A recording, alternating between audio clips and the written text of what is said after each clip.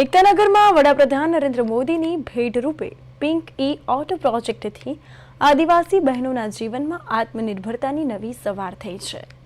Statue of unity સંચાલન દ્વારા PPP model પર શરૂ કરાયેલા આ પ્રોજેક્ટ હેઠળ આજુબાજુના 6 ગામની 60 મહિલાઓને ઓટો ચલાવવાની તાલીમ અને લાયસન્સ આપીને પ્રવાસીઓની સેવા સાથે રોજગારીનું સશક્ત મોડેલ બનાવાયું।